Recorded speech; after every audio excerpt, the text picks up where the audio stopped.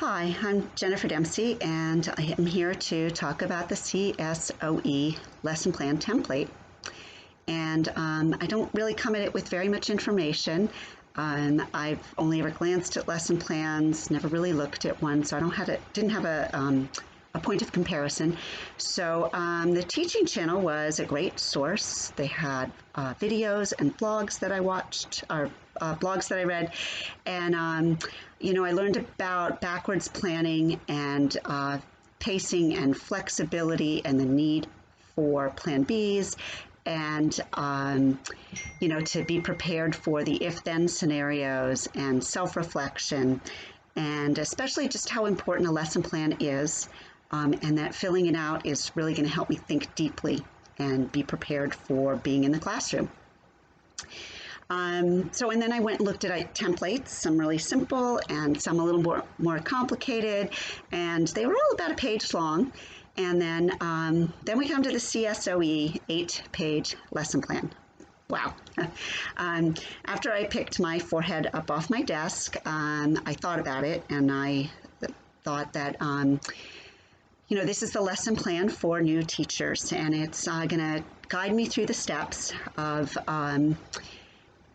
writing everything out, everything that's probably implicit and in the background. For a seasoned teacher, I have to explicitly write out on this form.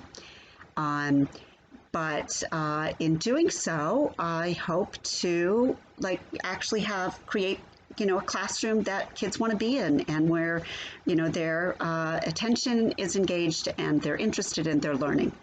And I guess the other goal of the lesson plan is it's going to show what I understand and what I don't understand for my instructors, for my district support person, and most importantly for myself. So challenges. I think that the first challenge for me is just filling in the whole form. As a novice, it feels really daunting. The sections that jump out as, particularly daunting, I guess the first would be I'm going to struggle with filling in the learning theories. I'm not, familiar enough with them, so that's part of the issue. And then I think also we use little bits and pieces of the learning theories all the time in the classroom. So understanding the detail, the level of detail I need to write in the lesson plan, I'm going to have to learn that. The second area that feels a little tough is the question about,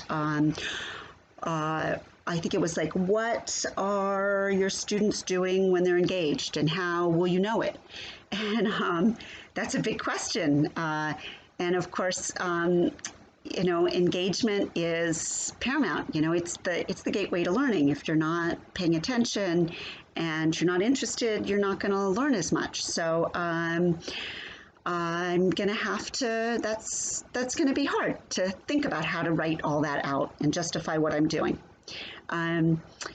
The next area is where it asks about diverse students and their needs. How am I going to meet diverse student needs, and differentiation? And there's a lot in there. And I just think it highlights all the dimensions of teaching from one person in one class. And I know that as I understand the terms more, and then I understand what the options are, that'll become easier to fill in. And then I think one last area for me is just the technology. So it says on there, that there should be technology used, in every lesson. And technology is not my strong suit. So I'm going to have to do a lot of learning.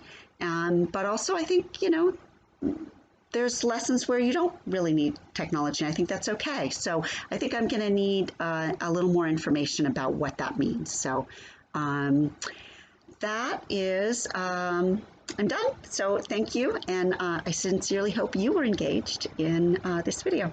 Bye.